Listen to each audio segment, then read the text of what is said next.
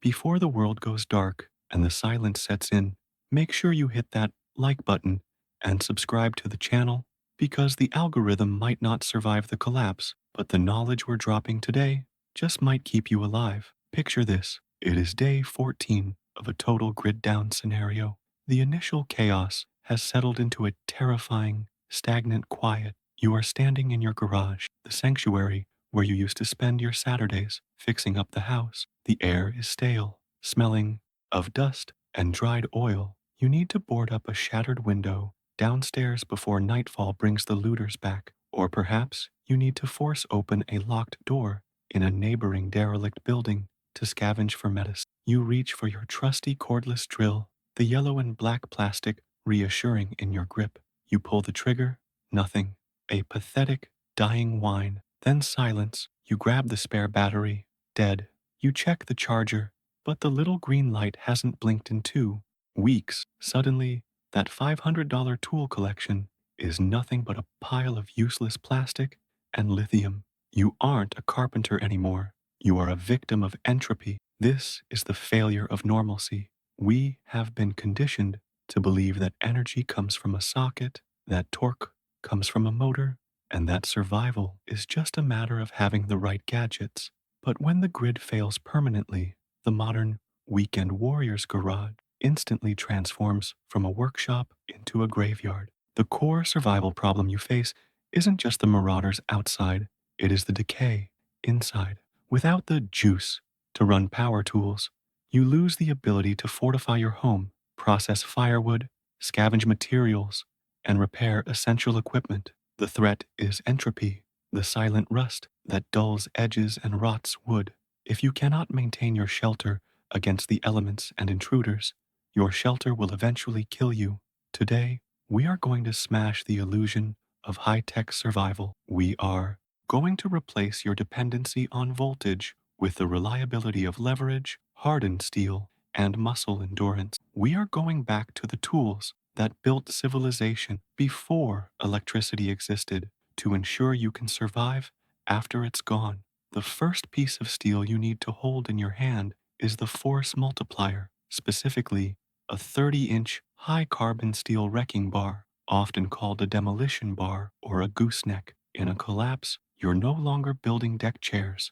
You are scavenging for resources or breaching barriers. A standard claw hammer is a joke against a commercial security door or a floorboard that needs to be ripped up for fuel. You need to acquire a heavy-duty hexagonal steel ripping bar. The action is visceral. You wedge the chiseled tip into the seam of a door frame or under a pallet, and you lean your body weight into it. The magic here is simple physics, the fulcrum. You are trading distance for force, generating thousands of pounds of pressure that can pop a deadbolt or shatter a padlock hasp with a sickening crunch. The expert edge here is to avoid the hollow, tubular steel bars sold at big box stores. They will bend under the stress of survival. Get solid, forged steel. In a pinch, this isn't just a tool, it is a devastating, close-quarters defensive weapon that never runs out of ammo. Once you have breached the perimeter, you need to build,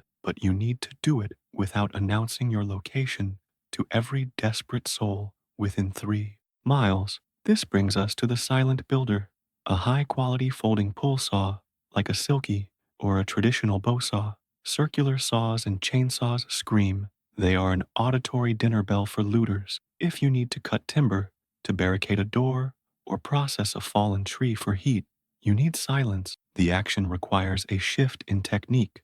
Unlike Western saws that cut on the push, these Japanese-style blades cut on the pull stroke. This puts the metal under tension rather than compression, preventing the blade from buckling and allowing for a razor-thin kerf that slices through oak like butter. The magic is in the efficiency. You burn fewer calories and make almost zero noise. The expert edge is realizing that these blades are brittle. If you force them on the push stroke, they will snap. You have to flow with the tool, letting the teeth do the work, maintaining operational security while you turn raw lumber into a fortress. But what happens when your blade goes dull? A dull knife is a dangerous knife, and a dull axe is nothing but a hammer with a bad attitude. Most people buy knives, but forget the maintenance. You need the tool that fixes tools, a set of high-quality mill files, and a whetstone. In a world without Amazon Prime, a chipped edge on your axe could mean you freeze to death because you can't process wood. The action is slow, rhythmic, and meditative. You clamp your axe or machete, and you run the file across the edge at a consistent 20-degree angle. You feel the bite as the hardened teeth of the file shave off the softer, rolled steel of the blade. The magic here is the restoration of mechanical advantage. A $10 metal file is worth more than a $200 knife because it extends the lifespan of your entire arsenal indefinitely. The pro tip is to buy a file card, a special brush to clean the metal shavings out of the file's teeth. If the file gets clogged, it stops cutting, and you're back to using a dull blade. Now, let's talk about joinery. You need to board up a window, but you can't drive a 3-inch screw without a battery drill, and hammering nails creates a shock wave that can shatter weakened glass or alert the neighbors. You need the infinite torque of a bit brace. This is the old man's drill you see in antique shops, the U-shaped crank handle that looks like a relic. It is not a relic, it is a beast. The action involves placing the pad against your chest or gut, leaning your weight into it, and sweeping the handle in a wide circle. The magic is the tremendous torque generated by the sweep of the handle. You can bore a 1-inch hole through a solid oak stud that would stall out a modern 18-volt driver. When you pair this with a square shank auger bit, you can drill deep holes for carriage bolts to anchor your door frames to the structural studs of the house. The expert edge is knowing that standard spade bits don't work well here. You need the self-feeding screw tip of an auger bit to pull the tool through the wood, saving your energy for the fight. Sometimes survival isn't about building, it's about destruction and entry. For that, you need the master key, a 4-pound lump hammer or drilling hammer paired with a cold chisel. There will be times when a lock cannot be picked and a door cannot be pried. You might need to punch through a cinder block wall to run a pipe for a wood stove, or knock the pin out of a rusted hinge. The action is violent and precise. You hold the cold chisel against the masonry or metal, and you strike it with the lump hammer. The magic is the concentration of force into a single point, harder than the material you are striking. Unlike a claw hammer, the lump hammer has a hardened face designed to strike steel without shattering. The expert edge here is safety. Always look at the head of the chisel, not the hammer, and wear eye protection. In a survival situation, losing an eye to a flying metal shard is a death sentence. This combination allows you to reshape your environment, turning obstacles into rubble. Let's move to precision. You've scavenged wood, but it's warped and swollen from dampness, and now your reinforced door won't close properly. You can't use a planer that requires a plug.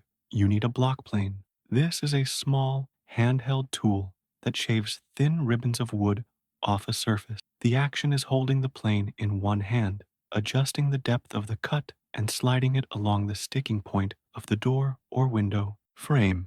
The magic is in the fit. Survival is about controlling your environment, sealing gaps where cold air gets in, ensuring latches click home securely, and fixing tools that have warped handles. The block plane allows you to fine-tune your fortress. The expert edge is to retract the blade when you aren't using it. If you set it down on a piece of grit, you nick the blade and you're back to using the mill file we talked about earlier. Finally, we have the grip of God, a pair of high-quality, straight-jaw locking pliers, commonly known as vice grips. In a decaying world, every nut is rusted and every bolt head is rounded off. A standard wrench will just slip and strip your knuckles. The action involves adjusting the screw on the handle until the jaws are slightly smaller than the object, and then clamping it down until it locks with a terrifying snap. The magic is the mechanical advantage of the locking mechanism, which applies crushing pressure that a human hand cannot maintain. This tool acts as a portable vise, a clamp for gluing repairs, a handle for a broken valve, or even an emergency lever. The expert edge is to never use them on a nut you intend to reuse later if you can help it, because the teeth will chew the metal up. But in an emergency, when that rusted gas valve must be shut off now, this tool is the only thing that matters. Resourcefulness, not expensive gear, is the key to your survival. You can stockpile all the batteries in the world, but eventually, chemistry fails. Steel, physics, and human will do not expire. When you hold these tools, you are holding the history of human survival. You are realizing that you don't need the grid to be the master of your domain. You have successfully fortified a window using the silent pull saw, processed fuel for the night with the wrecking bar, and repaired a broken water catchment system with the locking pliers, all in total silence without a single volt of electricity. You have moved from a consumer of voltage to a master of leverage. Picture the scenario again. The neighborhood is dark, the silence is heavy, but inside your home, there is a different kind of quiet, the quiet of confidence. You aren't huddled in the corner, waiting for the power company to save you. You are looking at a door you reinforced with a bit brace and carriage bolts. You are warming your hands over wood you processed without a sound. You have reclaimed your agency. The grid is dead, but you are more alive than ever because you built a life that doesn't need it. Go to your garage, look at your plastic tools, and ask yourself, when the battery dies, do I die with it?